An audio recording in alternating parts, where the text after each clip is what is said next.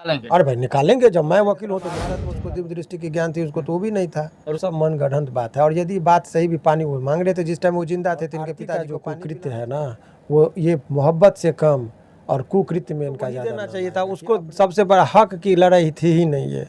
हकू की लड़ाई क्या होती है। और अनेकों वीडियो वायरल हो रहा है जिसके साथ शादी से पहले ही ये गलत तरीके। छोटू आरती का मामला अंतर्राष्ट्रीय मामला बन चुका है। इसको अंतर्राष्ट्रीय मामला बिहार के सोशल मीडिया के लोगों ने बना दिया है और मैं बात करने के लिए अभी उसी मामला में पहुंचा हूं हाई कोर्ट के प्रसिद्ध अधिवक्ता और सोशल मीडिया पर सबसे ज्यादा अभी देखे जाने वाले व्यक्ति के पास, शिवनंदन भारती जी के पास, जिन्होंने आरती के पिताजी का केस लड़ने का कमेंट कर चुके हैं। किस आधार पर? चैनल के माध्यम से ये बताना चाहता हूँ कि जिस परिवार के में एक मौत हुई है, उसमें एक अपूर्णीय क्षति है। उन परिवारों के प्रति भी हमारी गहरी संवेदना है। ये दुर्भाग्यपूर्ण घटना था, ये घटना नहीं होनी चाहिए थी, लेकिन महज एक संजोग था जिसमें दुर्भाग्यपूर्ण कह सकते हैं, एक घटना थी जिसमें उनकी मौत हुई है। तो इसके प्रति हमको संवेदना है। अब बाकी ये जो चीज़ आपको लग रहा है कि एक पक्ष ये है कि छोटू की मौत हुई और उनके परिवार के लोग सदमे में हैं, दूसरा पक्ष ये भी है कि आरती के पिता, भाई और 2 बहनों ही जेल में है, पूरा परिवार बिखर गया है, वो परिवार के पास भी कुछ नहीं है। तो इनके गम से ज़्यादा गम उधर है। उनका इज्जत गया, सामाजिक तौर पर, आर्थिक तौर पर, मानसिक तौर पर प्रताड़ित हो रहे हैं। तो यहाँ से ज़्यादा सिंपैथी की ज़रूरत उधर है, इसलिए उस परिवार के प्रति भी हमारी गहरी संवेदना। ये नहीं लगता कि आप विपरीत दिशा में भाग रहे हैं? क्यों आपको लगा? पूरी दुनिया, पूरी बिहार के लोग आरती के पक्ष में खड़े थे कि एक प्रेमी को मार दिया गया, जो सबसे ज्यादा बेपनाह मोहब्बत की थी, उसको खत्म कर दिया गया। मोहब्बत का दुश्मन हम भी नहीं हैं। बहुत सारे प्रेमियों का हमने लव मैरिज भी कराया है, कोर्ट मैरिज भी कराया है। तरीका गलत था। रात में 2 बजे यदि किसी के घर में यदि कोई घुसेंगे और यदि उसको प्रमोशन आप करेंगे तो अनुशासन भंग हो जाएगा। एक पब्लिक ऑर्डर बना हुआ है, एक ऑर्डर का मतलब एक व्यवस्था बनी हुई है। उस व्यवस्था में यदि अव्यवस्था कीजिएगा तो हम और आप भी उसी समाज के पार्ट हैं, और अव्यवस्था होगी तो फिर आप भी जो है सो अव्यवस्थित हो जाएंगे। यदि आप कहीं पर रोड पर जाम लगता है और एक आदमी रॉन्ग साइड में चला जाता है तो सभी पीछे वाले को जाम में जड़ना पड़ता है। उसी तरीके से समाज का जो एक व्यवस्था बना हुआ है, रात्रि में दूसरे के घर में अवैध संबंध इत्यादि टर्म जो रहते हैं, गलत है। और गलत चीज़ का कभी प्रमोशन करना कदापि उचित नहीं है, क्योंकि सभी की माँ है, सभी की बहन है, सभी के बच्चे हैं। कोई बच्चा नासमझ है, उम्र का तजर्बा नहीं होता है, तो अक्सर वो भूल कर बैठते हैं। लेकिन ये एक साहस देगा उसको गलत कामों के लिए कि अरे रात में बुला लो, कुछ नहीं होगा।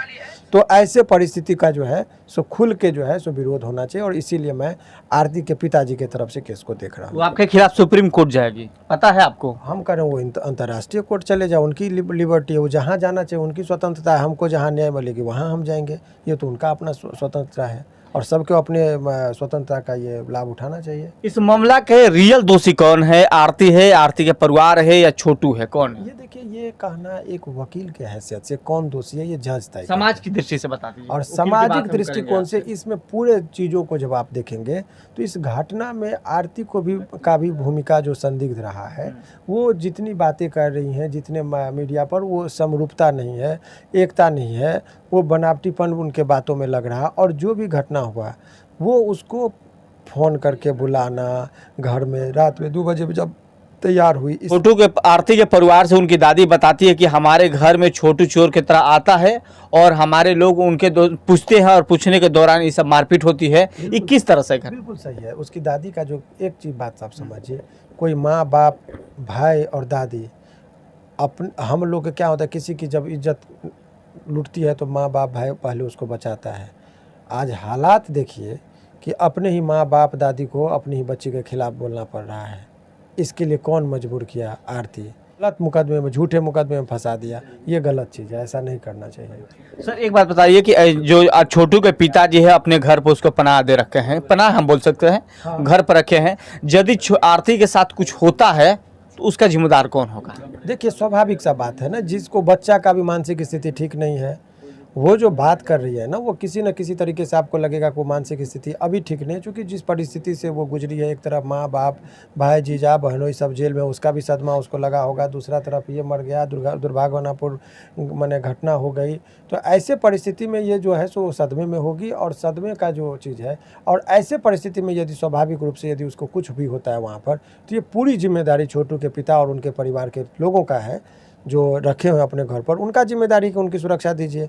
अब हमको वह आँख का बीमारी या हड्डी रोग विशेषज्ञ के पास दिखाइएगा, चूँकि लापरवाही हो गया, अपने बच्चों को अपने केयर लोग करते हैं, लेकिन आप अपना इतना रिस्क लिए हैं तो कुछ होगा तो आपकी जिम्मेदारी। इसके लिए जो हमको करना है, कोर्ट में हमने पिटीशन दिया है।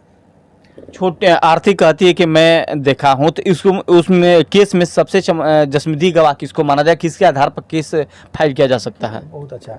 आप जो भी बात माइक पर अभी सुन रहे हैं ना, उस बात का कोई मतलब 164 के बयान में उसने क्या कहा, पुलिस के पास 161 के बयान में क्या क्या, उतना ही लाइन का हमको महत्व होगा। अदर चीज़ का हमारे लिए बहुत ज़्यादा अहम के क्रम में। किसको बचा रहा था? उसको मारा कहाँ? क्यों बचाएगा? वो इसलिए बचाएगा कि वो जानता है कि हमारे घर में यदि इस तरह का बवाल होगा, डेड बॉडी मिलेगा, तो हमारा पूरा परिवार भी ध्वंस होगा।